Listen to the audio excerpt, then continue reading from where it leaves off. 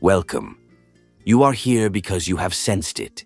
You have felt the hidden currents in your relationships.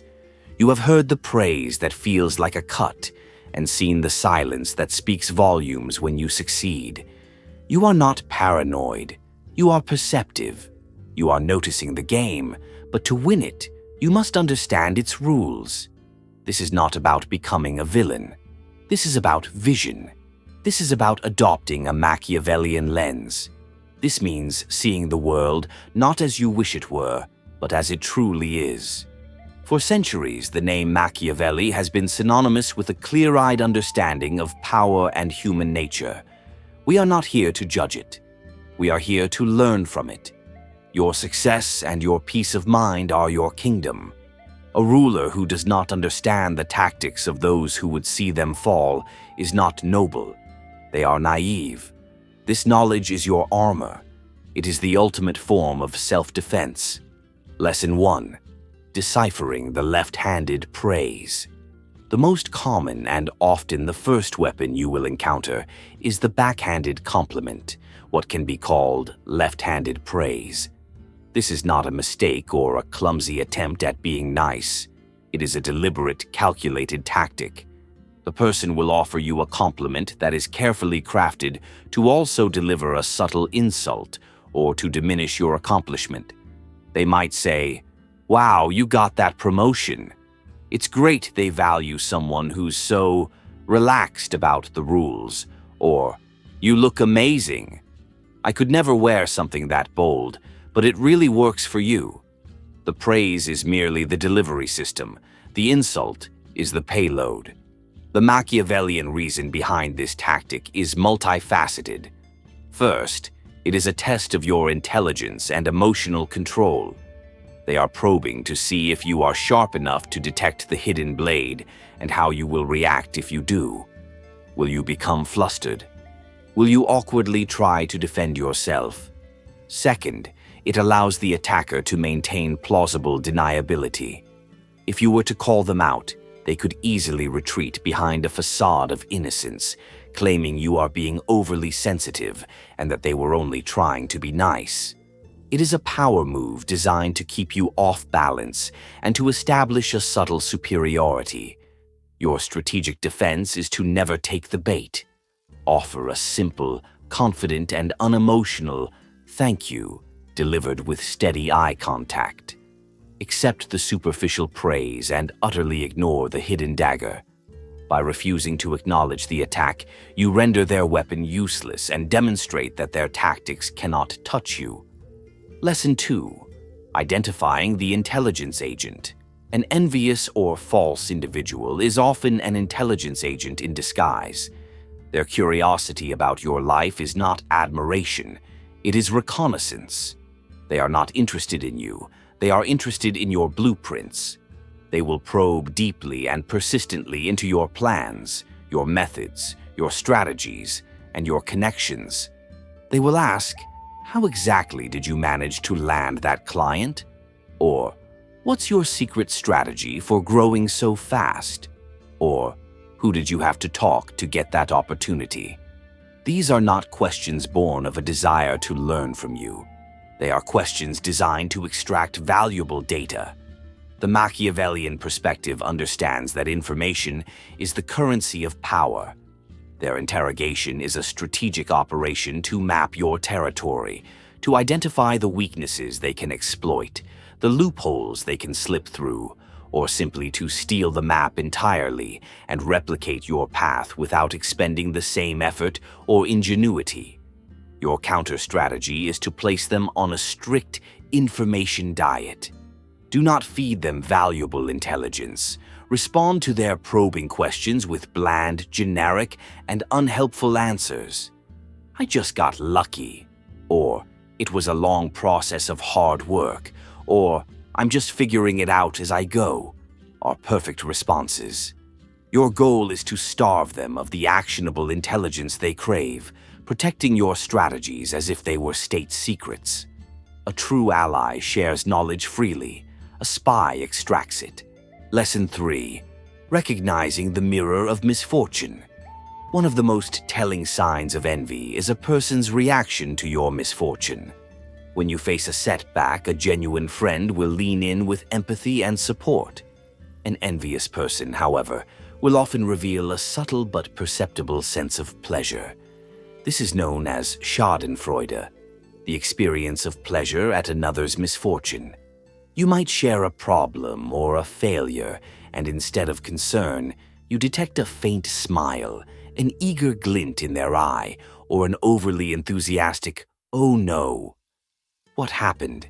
Tell me everything. Their offer to help will feel hollow, like a mandatory performance rather than a sincere gesture. The Machiavellian reason for this is rooted in a twisted sense of balance. To the envious person, the world is a seesaw. Your success pushes them down, and your failure brings them back up to level. Your misfortune is their medicine. It restores their fragile ego and sense of equity. Their interest in your problems is not empathetic.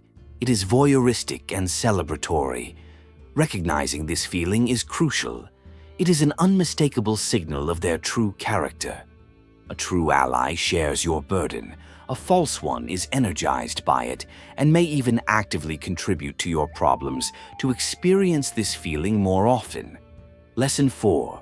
Spotting the devaluation expert. The envious person often operates as a critic, but not a constructive one. They specialize in devaluing the things you are proud of.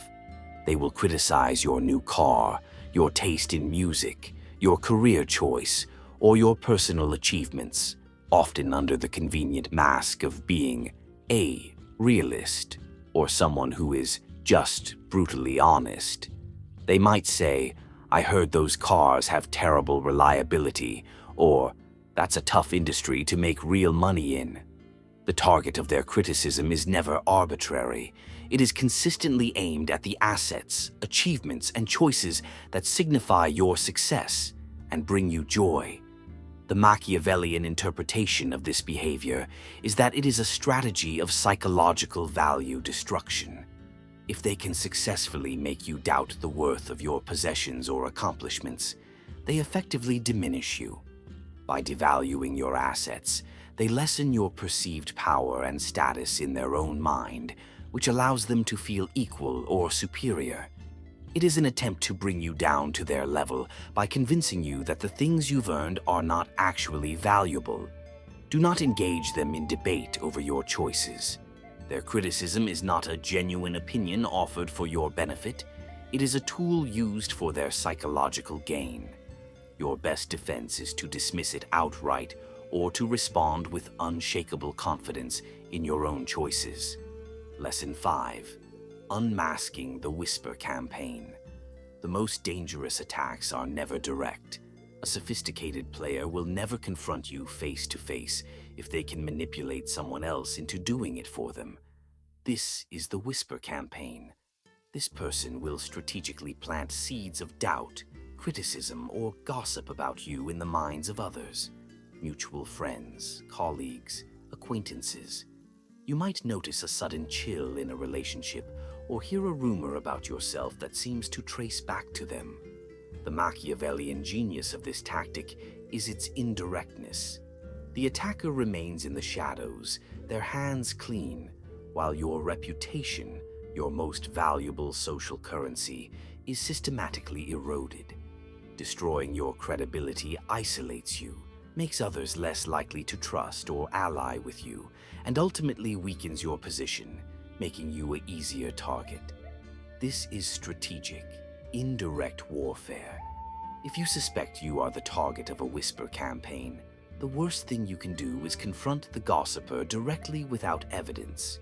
Instead, go directly to the person who is the subject of the rumor. Approach them with calm curiosity, not accusation. Say, "Hey, I heard you might have heard something about me regarding X. I wanted to clear the air with you directly." This move brings the darkness into the light and often causes the entire house of cards to collapse, exposing the source. Lesson 6. The silent treatment of success. The sixth sign is the silence after a win. When you achieve something great, They are conspicuously quiet. You get a one-word message like cool, or they quickly change the subject. Their silence is a loud message. The Machiavellian reason is they are trying to freeze your social climb. By refusing to acknowledge your success, they try to act as if it never happened or does not matter. It is a weak attempt to stall your rise in status. Your response is to celebrate without them. Their silence is a gift. It clearly shows you who they are. Lesson 7. The mimic. The seventh sign is the copycat who denies it. They will imitate your style, your ideas, or your methods. But if you point it out, they get angry and defensive. They claim they thought of it first. The Machiavellian reason is this is psychological warfare. By copying you while denying your influence, they try to strip you of your uniqueness. They want your power but cannot admit you are the source of it. That would mean admitting you are superior. See it as the highest form of flattery and the lowest form of character. Who's ready to evolve? Lesson 8. The honest trap. The eighth sign is the loaded question. They ask you something designed to make you fail. They say, "Are you sure you're qualified for that?" Or, "Isn't that a little ambitious?" The question itself is the weapon. The Machiavellian reason is this is a calculated provocation. They are baiting you. They want you to get emotional, insecure, or arrogant. They want you to provide them with ammunition they can use against you later. Your counter move is to refuse to play. Answer with unemotional and factual confidence. Or simply ask them, "Why would you ask that?" Lesson 9. The action inconsistency. The ninth sign is the most important. Trust the deeds, never the words. This person's words do not match their actions. They promise support but are never there. They agree with you in person but argue against you when you are gone. Their words say friend, but their actions say rival.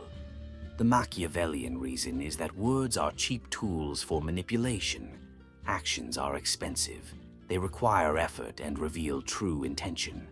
When you see an inconsistency, believe the actions every single time. Stop listening to their promises and start studying their movements. Lesson 10. The divider. The 10th sign is the triangulator. This person comes to you and says, "I probably shouldn't tell you this, but Name said this terrible thing about you." Their goal is to create conflict between you and someone else without getting involved. The Machiavellian reason is this is a strategy to weaken multiple rivals. By turning you against each other, they drain your energy and damage your alliances. This leaves them standing stronger in the middle as the innocent party. Your counterattack is to always go direct. Verify the story with the source person. You will find the story falls apart almost every time. This is the end of our lesson, but it is the beginning of your new vision. This Machiavellian knowledge is not a curse. It is a liberation. It is the power to move through the world with your eyes wide open. You will no longer be confused by the actions of others. You will understand their motives with clarity. You are not learning this to become manipulative. You are learning to become immovable. You are forging an armor of perception. This armor will protect your energy, your ambitions, and your kingdom from the subtle wars of envy and falsehood. Use this power wisely.